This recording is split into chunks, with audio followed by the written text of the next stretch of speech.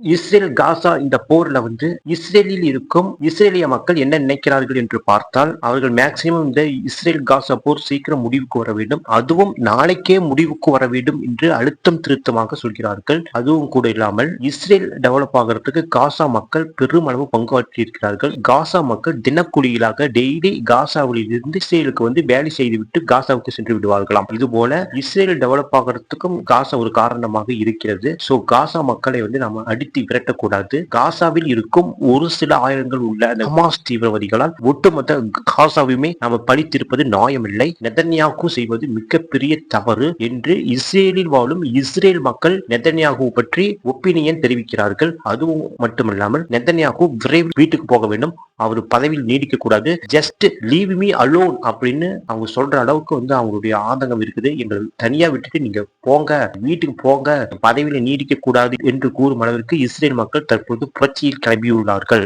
காசாவில் இருக்கும் ஹமாஸ் தீவிரவாதிகள் சிவியராக தண்டிக்கப்பட வேண்டும், அதில் எங்களுக்கு மாற்று கருத்து இல்லை. ஆனால் இன்னொரு சைடு காசாவில் இருக்கும் அப்பாவி பொதுமக்கள், அவர்கள் மிகவும் நல்லவர்கள், மிகவும் நேசிக்கப்பட வேண்டியவர்கள். நாங்க அந்த மக்களை நேசிக்கின்றோம், ஆனால் நாங்க அங்க இருக்கிற ஹமாஸ் தீவிரவாதிகளை மட்டும்தான் நாங்கள் வெறுக்கிறோம். காசாவில் இருக்கும் மக்களை மிகவும் நாங்கள் நேசிக்கின்றோம். அப்பாவி பொதுமக்களை விரட்டி அடிக்கப்படுவதற்கு எங்கள் நாட்டில் நிறைய பேருக்கு உடன்பாடு இல்லை. நெதன்யாகு அவர்கள் செய்வது மிகப்பெரிய அத்துமீறல் என்று இஸ்ரேலில் இருக்கும் இஸ்ரேல் மக்கள் தெளிவாக சொல்கிறார்கள். அப்பாவி பொதுமக்கள் கொல்லப்படுவதை நாங்கள் ஏற்க மாட்டோம், அதனால போர் வேண்டாம் என்பதுதான் இஸ்ரேலில் உள்ள பெரும்பான்மையான மக்களின் கருத்தாக உள்ளது. மேலிருந்து நிறைய துண்டு சீட்டுகள் காசா விழுற அந்த துண்டு சீட்டை அந்த குழந்தைங்க போய் ஆர்வமா எடுத்து பிரிச்சு பார்த்தா அதுல ஒரு இன்ஃபர்மேஷன் இஸ்ரேல் கொடுத்திருக்குது. அது என்னன்னு பார்த்தா, உடனடியாக காசாவை விட்டு மக்கள் வெளியேற வேண்டும், மேற்கு பகுதியை நோக்கி செல்ல வேண்டும், கடற்கரை ஓரமாக உள்ள சாலையை மட்டும் பயன்படுத்தி செல்ல வேண்டும் என்ற அறிவிப்புடன் வந்த அந்த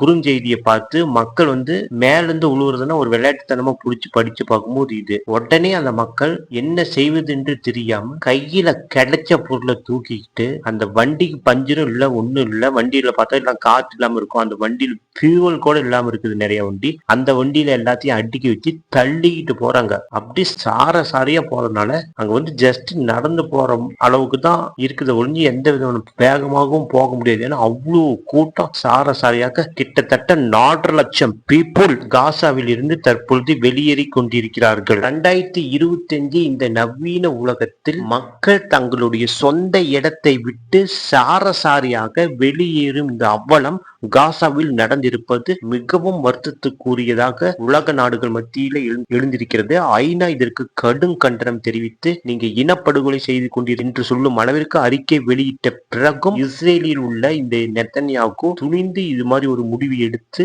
காசாவினுடைய மக்களை வலுக்கட்டாயமாக அவங்க இடத்தை விட்டு வெளியேற்றுவது எந்த விதத்தில் நியாயம்? ஒரு சில ஆயிரம் உள்ள இந்த ஹமாஸ் தீவிரவாதிகள் செய்த தவறு ஒட்டுமொத்த காசாவையுமே பாதிக்க வேண்டுமா என்பதுதான் இங்கு ஒரு கேள்வியாக வைக்கப்படுகிறது. இதற்கு நெதன்யாகுவினுடைய பதில் என்ன? ஒரு ஒட்டுமொத்த காசாவையுமே தீவிரவாதிகள் நாடு என்று சித்தரித்து விட்டு எல்லாரையுமே வெளியே அனுப்புவது மிகவும் அத்துமீறிய கொடுமைக்காரரான நெதன்யாகு என்றுதான் தெரியப்படுத்துகிறது. இந்த சூழ்நிலையில அங்க இருக்கிற அந்த சின்ன குழந்தைங்க முகத்தை பாருங்க, மேக்சிமம் அந்த சாரையா போறவங்களை பார்த்தா மேக்சிமம் சிறார்கள் தான் கண்ணுக்கு தென்படுகிறார்கள். பெரியவங்க ஏதோ கொஞ்சம் பேர் இருக்கிறாங்க, 30 to 40 50 அந்த ஏஜுக்குள்ள தான் இருக்கிறாங்க. அதுக்கு மேல மக்கள் இருப்பார்களா? இளைஞர்களால தான் நவுந்து போக முடியுது, பெரியவர்களால முடியுமா? மேற்கு கரையை ஒட்டி போயிட்டு இருக்கிறாங்க.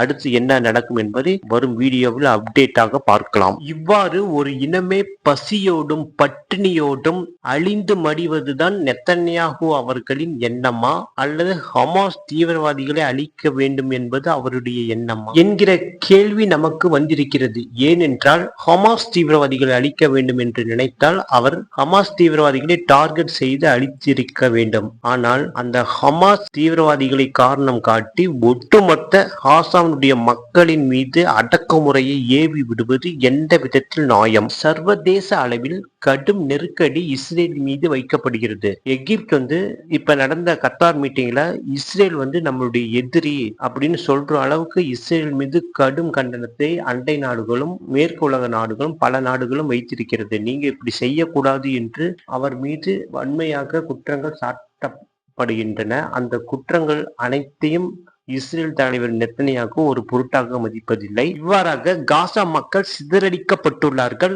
அவர்கள் எல்லோரும் தெரித்து ஓடுகிறார்கள். இந்த அவலம் நடந்து கொண்டு இருக்கிறது அன்றாடம் காட்சியாக. அதாவது வீடு இருந்தும் பிச்சைக்காரன் ஆட்டம், பிச்சைக்காரங்க தான் தெருவுக்கு தெருவு போய் இடத்துல தங்கிட்டு இருப்பாங்க. அது மாதிரி இங்க ஒரு நாள் அங்க ஒரு நாள் மாற்றி மாற்றி தங்கிட்டு இருப்பார்கள்.